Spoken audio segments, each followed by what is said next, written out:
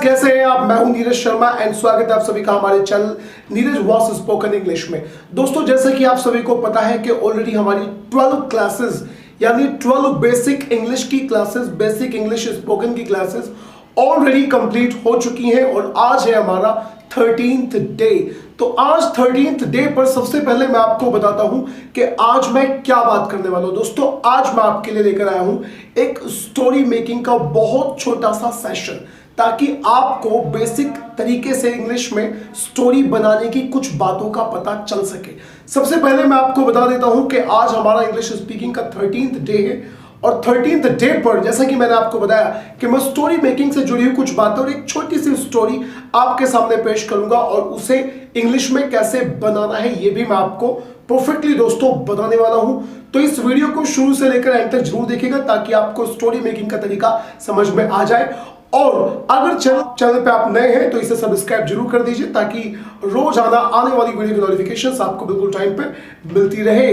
तो आइएगा दोस्तों, शुरू करते हैं। सबसे पहले मैं आपको बताता हूं, जब भी आप इंग्लिश में स्टोरी बनाते हैं तो 90% आपको सपोर्ट लेना पड़ता है पास्ट वाली ग्रामर का।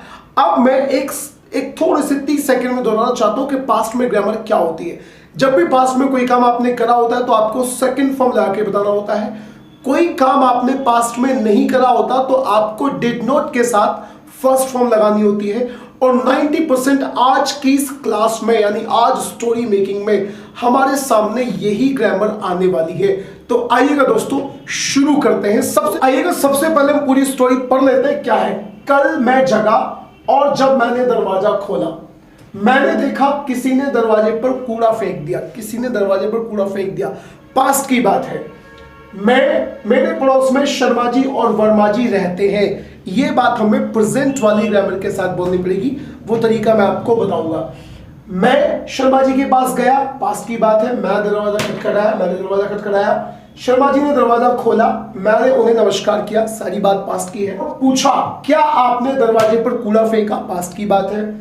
वो गुस्सा हो गए और उन्होंने मुझे चांटा मार दिया। फिर मैं वर्मा जी के पास गया, मैंने दरवाजा खटखटाया और यही वाला काम हुआ। मैंने पूछा, क्या आपने कूड़ा फेंका? उन्होंने भी मना कर दिया। और आगे है, फिर मैं अपने घर आया और पॉलिथीन में कूड़ा भरा और फेंक दिया। दोस्तों, अब हमें इस वाली बात को इंग्लिश में पूरा ट्रांसलेट करना है। तो आइएगा शुरू करते हैं। सबसे पहला सेंटेंस है, कल मैं जगा। कल मैं जगा तो आई सेकंड फॉर्म आपको लगानी पड़ेगी। जगने को इंग्लिश में बोलते हैं गेट अप और इसकी सेकंड फॉर्म होती है गॉट अप। कल मैं जगा, I got up. I got up yesterday.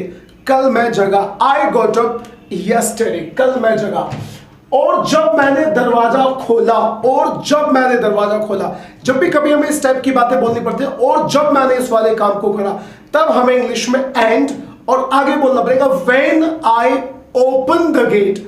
जब मैंने दरवाजा खोला, and when I open the gate, जब मैंने दरवाजा खोला। आगे है, मैंने देखा। देखना सी होता है, सेकंड फॉर्म सा होती है। मैंने देखा, आई सा। किसी ने दरवाजे पर कूड़ा फेंक दिया। किसी ने के लिए यहां हम 3 वर्ड लगा सकते हैं, somebody या someone या फिर anybody। तो हमने बोला someone। किसी ने दरवाजे पर कूड़ा फेंक दिया तो हमें बोलना पड़ेगा someone थ्रो की सेकंड फॉर्म होती है थ्रू। तो हमें केवल सेकंड फॉर्म लगा के बताना है, someone threw the garbage। कहां पर? दरवाजे पर। किसके? मेरे दरवाजे पर। तो on my gate, someone threw the garbage on my gate। ये बात हमें अब बोलनी पड़ेगी। आगे है, मेरे पड़ोस में शर्मा जी और वर्मा जी रहते हैं। मेरे पड़ोस में, तो इसे आप शुरू में लगा सकते हैं, in my neighbour. In my neighbour, neighbour मेरे पड़ोस में, इन माई नेबर। शर्मा जी और वर्मा जी रहते हैं। Sharma ji and Verma ji live in my neighbour. Sharma ji and Verma ji live in my neighbour. ये बात हमें बोलनी पड़ेगी।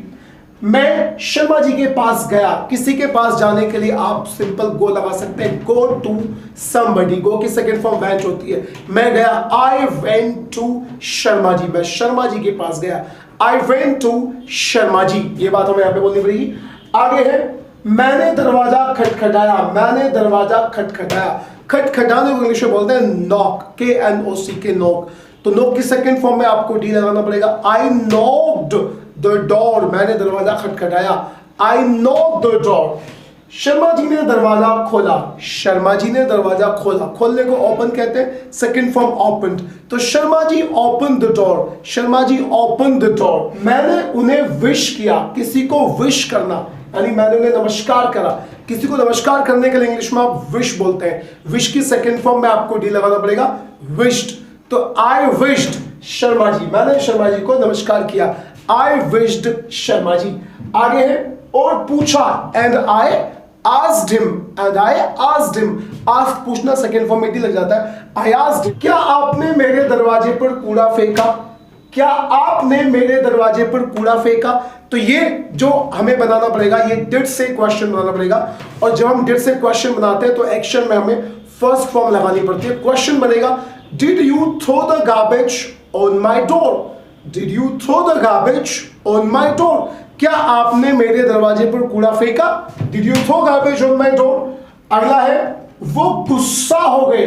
गुस्सा होना इंग्लिश में होता है गेट एंग्री, गेट एंग्री, जिसकी सेकंड फॉर्म होती है गॉट एंग्री। तो वो गुस्सा हो गए, he got angry, he got angry.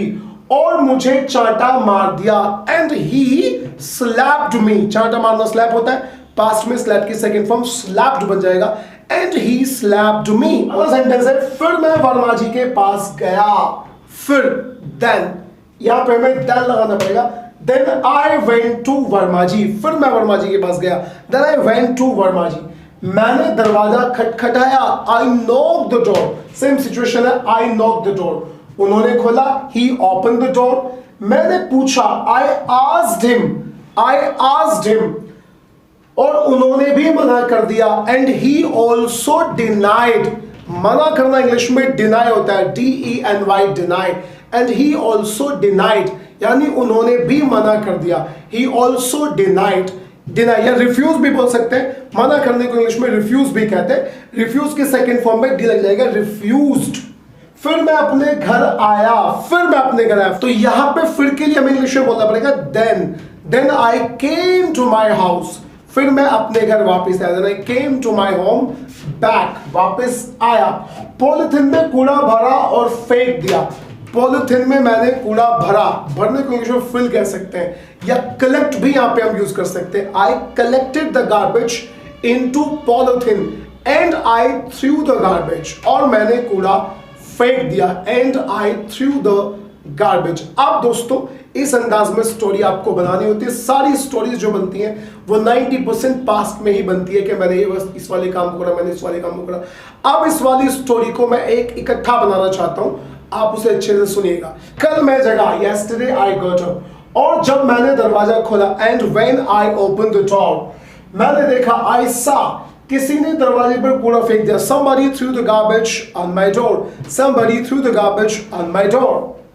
मेरे पड़ोस में शर्मा जी और वर्मा जी रहते हैं, Verma ji and Sharma ji live in my neighbourhood, या simple neighbour, Verma ji and Sharma ji live in my neighbour. मैं शर्मा जी के पास गया, I went to Sharma ji, मैंने दरवाजा खटखटाया, and I knock the door, and I knock the door.